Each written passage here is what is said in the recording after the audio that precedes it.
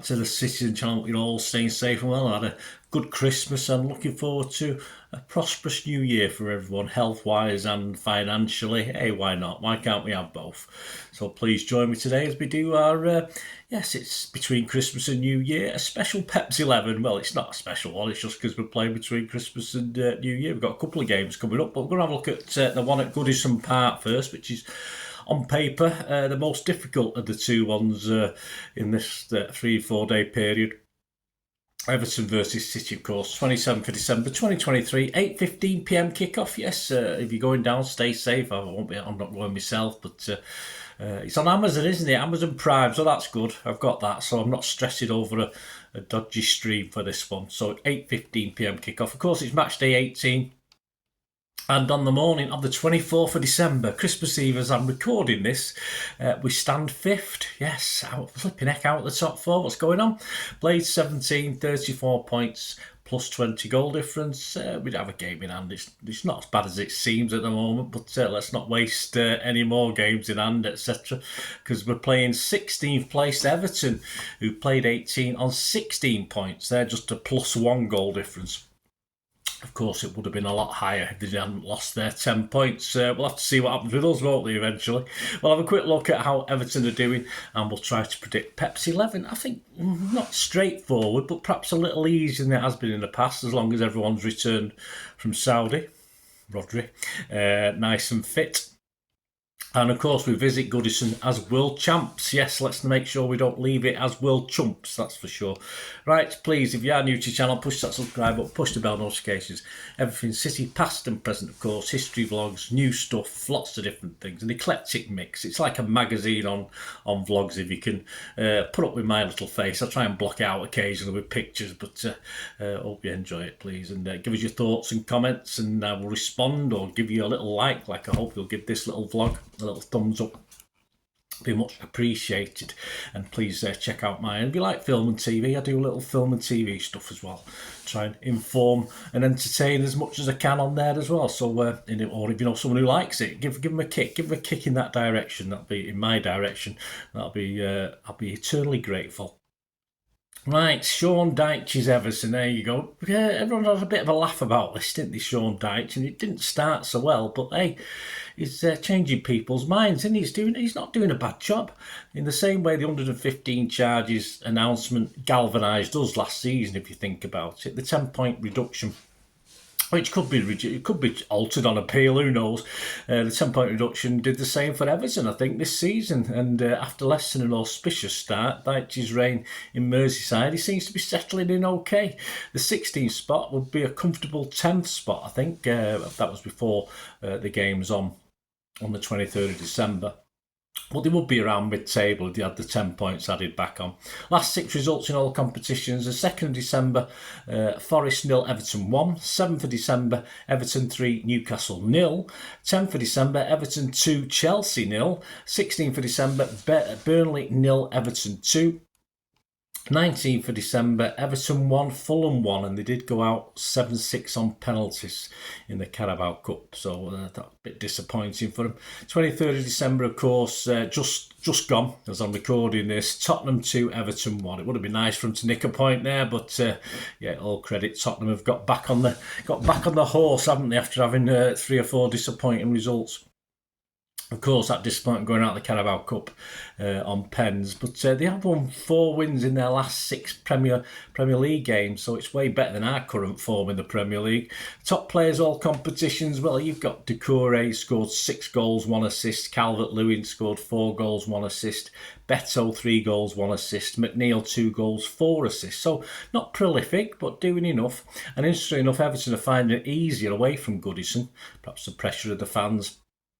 And if you take their away form, the top 6, winning 5 out of the 9 games. But the 3-0 and 2-0 home wins I've just talked about there over Newcastle and Chelsea are a definite positive for Dyche, and they'll relish the visit, of course, of world champion City. It won't be straightforward, this one, I don't think. For us, well, these are now the games we need to start picking up, isn't it? We keep saying, yeah, win this game, we're only 3 points behind this, we're only doing that, but we have to put a run together. Simple as that, we have to put a run together. If we stutter, as we did in January, I think we will be out of it. So we have to put a run together at the end of December and January. We've got an excellent record, of course, at Goodison. If you ignore Pep's first visit there, please check out my Premier League's vlog for information on that and other Premier League games back in time. So have a look at that, guys. So, yeah, it's been excellent. I say, obviously, that first visit was diabolical. Of course it was. But we've done okay recently. So, hopefully, fingers crossed. Again, a lot of fingers crossing these days. We'll carry on to do all right this time. So that brings us to our boys. What does that squad against Fluminense tell us in that final? Well, the starting 11, Ederson, Walker, Stones, Diaz, Aki, Rodri, Lewis, Bernardo, Foden, Grealish and Alvarez. Subs, Ortega, Carson, Phillips, Kovacic, Gomez, Gvardiol and Kanji, Nunes, Bob, Alain, Sissoko and Hamilton. Any chance of any of Doku, Haaland or, of course, KDB?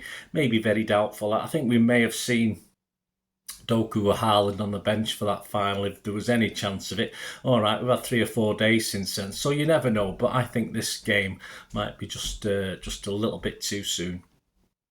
So I've sort of ignored them for the Pepsi 11 circumstances. What about players who seem to have earned the spot for Everton whilst they were over in Saudi Arabia? Well, I think quite a few. Ederson, Walker, Stones, Diaz, Aki, Rodri, Bernardo, Foden, and in particular Alvarez, who can't have done any more really than to earn a spot against Everton, surely, with the sort of reductions with Doku and Haaland out, of course. So that sort of leaves guys I haven't mentioned, which are basically Lewis, who was a little bit overwhelmed, I think, in Saudi in that final, and Grealish, who was a little bit bland in that final, but they could find their positions a little bit in doubt. I think Lewis definitely will find the physicality at Goodison unsuitable for what Pep wants him to play that role. I don't think he's totally suited to it anyway. I think he's better as a right back moving forward as opposed to a straightforward midfielder. So I think he's a little bit unsuited to Goodison. But Grealish is possibly still the only option. He's a safer option, isn't he? Because we know what he's capable of against... Of course, technically, he's struggled a little bit against the Brazilians because they're a very technical team. But against back in the Premier League, he's probably more efficient in what he does. And with no Doku around, do we have a lot of other option? We're certainly not going to risk Hamilton or Bob, that's for sure. So who to come in then if Lewis doesn't play? Well, Kovacic may be more suited to the style of Everton rather than Nunes. I do like Nunes. I've been banging the gong for him for a while, but Kovacic shows a lot in that final as well, going forward and defensively. Guardiola may introduce Gvardiol, but the only place he could take would possibly be that of Aki. So do we want Aki to miss out on Goodison as our best defender? I don't. Pep will also consider a Kanji coming back in as well. But for who? Stones? I mean, if he replaces Stones, surely Stones has to play in the middle instead of Kovacic. But I think that's a bit more positive, but Kovacic can get about a bit as well. So this is my 11, looking at the whys, wherefores, do's and don'ts and nots and yeses. This is my 11. If no Rodri, obviously this will vary, but we're fairly confident Rodri's okay for this. If there's no Rodri, I'd add a Kanji to this team, so he's not starting it. So my 11 for Ederson, Walker, 11 for Everton. Did I say Ederson? My 11 for Everton. Ederson. Too many names sound the same. Ederson, Walker, Stones, Diaz, Aki, Rodri, Kovacic, Bernardo, Foden, Grealish and Alvarez. And of course, there will be no surprise if a Kanji suddenly appears in that team sheet, especially if there's no Rodri. But even if there is a Rodri, I still wouldn't be surprised if a Kanji played. Anyone else, I would be a little bit surprised. Right, on to mine and Andy Morrison's verdict. Of course, Andy Morrison does a review or a preview and a score prediction in the City magazine. So it's a little while ago when he does this, but he does pretty well. Yeah, he does very, very well. So his verdict, Goodison Park, he said, is never easy. No matter how Everton are playing, they'll make it tough and be in our faces and the crowd will be up for it. Everyone will be up for it now we've won the World Cup, won't we? But I believe we'll have too much for them and leave Merseyside with all 3 points. So Andy Morrison's prediction, a 12-1 average price, if you want to have a go on this one, guys, is Everton 0, City 2. I'll take that all day long. But I'm being a bit more conservative, or I don't know, a little less bold. My verdict for this one at 15-2, you can get on odds on this one, is Everton 1, Manchester City 2. So there you go. There's mine and Moz. At least we're both predicting wins. So yeah, I've still got those fingers crossed.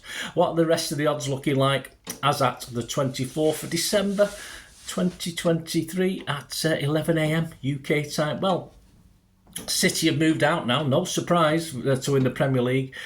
First time in a long while we've gone odds against now. We're actually 6-5 before the Liverpool-Arsenal game, because Arsenal impressed the bookies so much by getting a draw at Anfield. They've moved a little bit further in, which means we've moved a little bit further out. So we've now gone from 10-11 a week or two ago to 5-4 against. There you go. Fill your boots, guys.